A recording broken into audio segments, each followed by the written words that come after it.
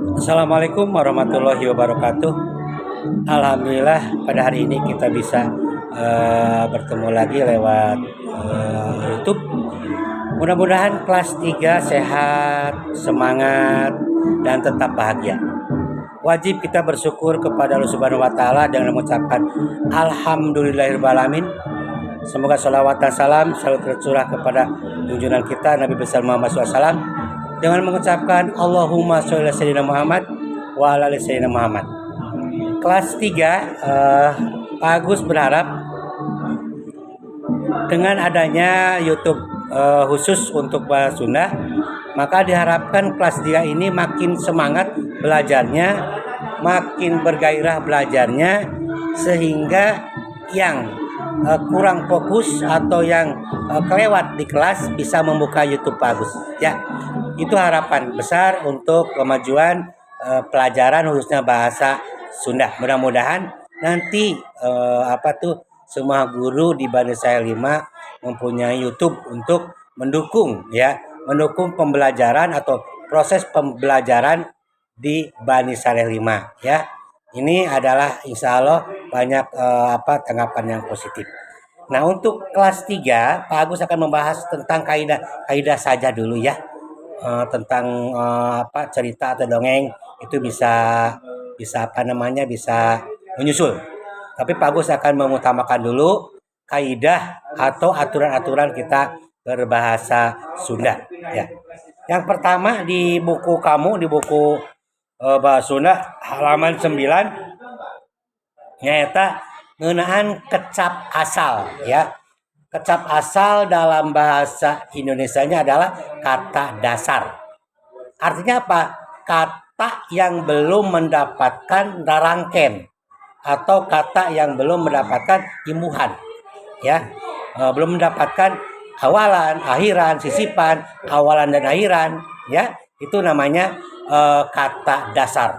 Belum mendapatkan apa-apa. Kata dasar hanya terdiri dari 2 suku kata atau 3 suku kata atau 4 suku kata aja ya.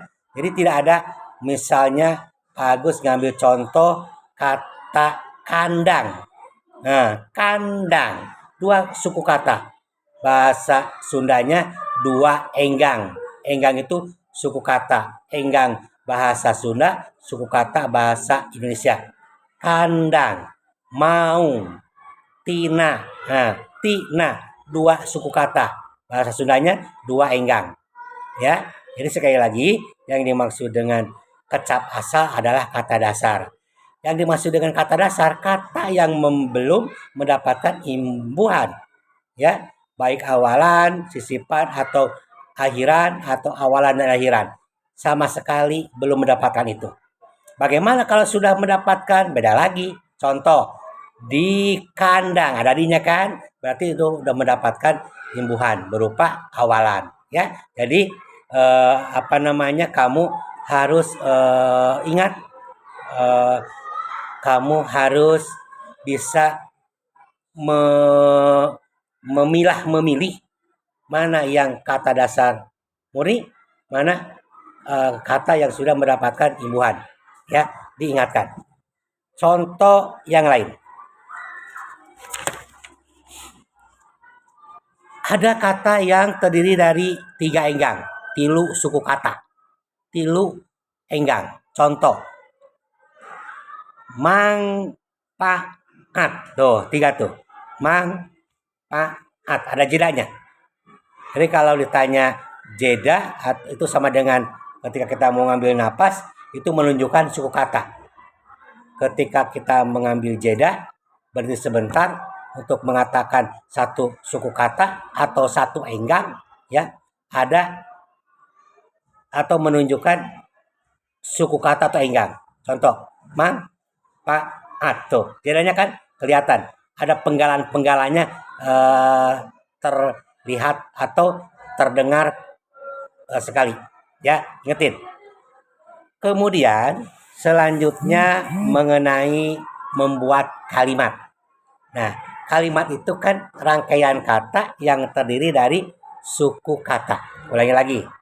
Yang dimaksud dengan kalimat adalah rangkaian kata ya yang terdiri dari, ulangi lagi, rangkaian kata atau kalimat tuh. Bisa 3 kalimat, 3 kata, 4 kata, tapi untuk memudahkan kamu belajar ya, minimal 3 kata ya. Membuat kalimat, kalau kamu disuruh membuat kalimat itu tidak berpaku atau tidak hanya kalimat berita saja, tetapi ada kalimat tanya, kalimat seru, kalimat berita, boleh. Yang penting kamu bisa membuat kalimat. Ya, patokannya sudah ada. Ya, diingat tuh. Jadi tidak mesti kalimat berita saja. Kalimat tanya boleh, kalimat seru boleh. Ya, panyeluk seru itu bahasa Sundanya. Sebagai contoh. Tapi ingat, ketika kamu membuat kalimat itu ada polanya, pola kalimat. Contoh. Tina keur sasapu, tina subjek. Keur sedang, predikat, sasapu keterangan. Nah, ini menunjukkan kamu telah membuat sebuah kalimat. Ya, terdiri dari suku kata, terdiri dari kata. Kata terdiri dari suku kata. Itu patokannya. Ya, jadi sekali lagi, ketika membuat kalimat, buatlah jangan banyak-banyak, 3-4 kata atau 5 kata atau 3 kata. Yang penting kalimat itu mandiri. Artinya mandiri itu mempunyai arti. Ya, ulangi lagi, yang disebut dengan kalimat sudah mandiri artinya mempunyai arti. Orang akan mengerti. Ya, seperti itu. Kemudian yang terakhir, waktunya tinggal berapa lagi nih? Soalnya jangan lebih dari 7 menit. Kalau lebih 7 menit repot. Ya. Ulangi lagi ya. Jadi sekali lagi, Pak Agus hari ini membahas tentang kecap asal ya, atau kata dasar. Mudah-mudahan kamu bisa memahaminya. Kemudian membuat kalimat. Ingat, ketika membuat kalimat, pola kalimatnya yang sudah baku, subjek, predikat, objek, keterangan. Keterangan bisa keterangan tempat, bisa keterangan waktu. Ya, itu aja mungkin. Mudah-mudahan kamu tetap sehat, tetap bahagia, tetap semangat. Mohon maaf kalau ada kata-kata yang salah.